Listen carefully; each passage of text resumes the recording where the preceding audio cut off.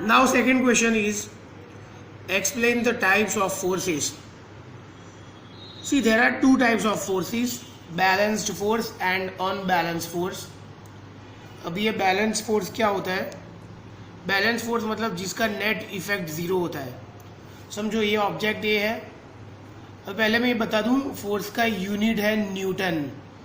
जैसे आप लिखते थे कि डिस्प्लेसमेंट का यूनिट मीटर, डिस्टेंस का मीटर, वेलोसिटी का मीटर पर सेकेंड, एक्सेलरेशन का मीटर पर सेकेंड स्क्वायर, राइट. वैसे ही फोर्स का एसआई यूनिट है Newton, because Sir Isaac Newton had first ever given information about force. So in the memory of scientist Isaac Newton, we are taking the unit of force as Newton. समझो ये box A है और आप left side पे जितना force लगा रहे हो उतना ही राइट साइड लगा रहे हो, राइट. तो ये बॉक्स कहाँ पे जाएगा? कहीं पे भी नहीं जाएगा. तो such type of forces are called what? Balance force. Balance force का नेट इफेक्ट ज़ीरो होता है, मतलब ये ऑब्जेक्ट पे कोई इफेक्ट ही नहीं होगा, ना ही वो लेफ्ट साइड जाएगा ना ही वो राइट साइड जाएगा. ऐसे फोर्स को क्या बोलते हैं? Balance force. Position of the body will not be changed. Body जो भी पोजीशन में है वही पोजीशन में रहेगी, राइट. देखो ये स्टेशनरी ऑब्जेक्ट है, समझो ये वुडन ब्लॉक है. आपने लेफ्ट साइड से जितना फोर्स लगाया उतना ही राइट साइड से लगाया तो ब्लॉक वहाँ पे ही रहेगा. अभी हम दूसरा भी एग्जाम्पल ले सकते हैं. समझो एक बॉल ऑलरेडी मोशन में है. The ball is already in motion with 20 metre पर सेकेंड. आप लेफ्ट साइड जितना फोर्स लगाओ उतना ही राइट साइड लगाओ तो ये बॉल की जो स्पीड है वो चेंज नहीं होगी. बॉल कितनी स्पीड से मोशन में है? 20 मीटर पर सेकेंड की स्पीड से मोशन में है, राइट. आपने लेफ्ट साइड जितना फोर्स लगाया उतना ही फोर्स राइट साइड लगाया तो ये बॉल की स्पीड चेंज नहीं होगी, राइट. तो उसको भी बैलेंस फोर्स बोलते हैं. मतलब बैलेंस फोर्स सिर्फ स्टेशनरी ऑब्जेक्ट पे लगे ऐसा ज़रूरी नहीं है. कोई ऑब्जेक्ट मोशन में है तो भी बैलेंस फोर्स लग सकता है, राइट. अभी अनबैलेंस फोर्स, ये ऑब्जेक्ट है, सेम ऑब्जेक्ट. आपने लेफ्ट साइड 10 न्यूटन लगाया और आपने राइट साइड 100 न्यूटन कर दिया तो ऑब्वियसली जिस डायरेक्शन में ज़्यादा फोर्स लगेगा उसी डायरेक्शन में बॉडी जाएगी, right. So now the body will move in right direction, right side जाएगी ये बॉडी. इसकी नेट इफेक्ट जो भी हो लेकिन ज़ीरो तो नहीं होगी. अगर नेट इफेक्ट ज़ीरो होगी तो उसको बोलेंगे बैलेंस फोर्स, लेकिन इसकी नेट इफेक्ट ज़ीरो नहीं है, नॉन ज़ीरो है. तो इसकी नेट इफेक्ट कितनी होगी? 100 माइनस 10. क्यों माइनस 10? अगर राइट साइड है तो हमने प्लस लिया, राइट. तो ये लेफ्ट साइड है तो हम क्या लेंगे? माइनस लेंगे. तो 100 माइनस 10 क्या आएगा? 90 न्यूटन आएगा. क्या आएगा? 90. तो ये फोर्स को बोलेंगे अनबैलेंस फोर्स. समझो इसकी स्पीड है 20 मीटर पर सेकेंड. आपने यहाँ पे 10 न्यूटन लगाया, आपने यहाँ पे 100 न्यूटन लगाया तो इसकी स्पीड में कोई चेंज होगा? हाँ, 100% होगा. अभी ये राइट साइड ज़्यादा स्पीड से जाने लगेगा, राइट. तो ऐसे फोर्स को क्या बोलते हैं? Unbalance force. So now we are doing from all in one.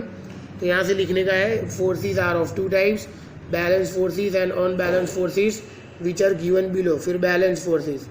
when the net effect produced by a number of forces acting on the body is zero. मतलब हमने तो एग्जांपल के लिए दो ही फोर्स लिए हैं. आप 4, 5, 6, 7 जितने भी फोर्स लो सबका एडिशन ज़ीरो होना चाहिए. then the forces are said to be balanced forces.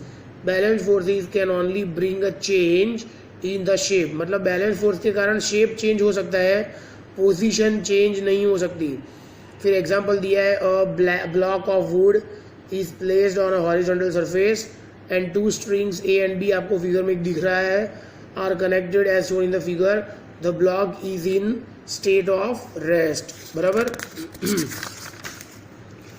Now second point, if we pull string A and string B with equal magnitude मतलब value, then the block does not change its state of rest. Such type of forces are called balance forces. तो balance force क्या change नहीं करता? It will not change the state of rest. It will not change the state of motion. बस यहाँ तक लिखना है. फिर नीचे से बहुत लंबा आंसर दिया है लेकिन इतना लंबा लिखना नहीं है. अनबैलेंस फोर्स में क्या आएगा? when the net effect produced by a number of forces acting on the body is what? Non zero. मैंने लिखा था नॉन जीरो. कुछ भी होगा लेकिन जीरो नहीं होगा. then the forces are said to be unbalanced forces. A boy want to relocate the refrigerator. Relocate मतलब एक जगह से दूसरी जगह ले जा रहा है घर के अंदर ही, as shown in the figure. He pushes the refrigerator with small force. थोड़ा ही फोर्स लगा है लेकिन रेफ्रिजरेटर बहुत भारी होता है तो वो हिलेगा नहीं. He pushes the refrigerator with small force. The refrigerator does not move due to frictional force. Friction लगता है ना, आप इस डायरेक्शन में ले जाने का ट्राई करते हो तो फ्रिक्शनल फोर्स ऑपोजिट डायरेक्शन में लगेगा, right. If you pushes the refrigerator with harder, right, ज़्यादा फोर्स लगाता है, then the force will becomes more than the friction. मतलब ये डायरेक्शन में फ्रिक्शन लगता है उससे ज़्यादा वो फोर्स लगा रहा है, राइट. तो रेफ्रिजरेटर राइट साइड जाएगा and due to this the refrigerator start moving in the direction of push as shown in the figure. In the above example, there is an unbalanced force which causes the motion in the refrigerator, right. The unbalanced force causes the change in the state of rest or uniform motion.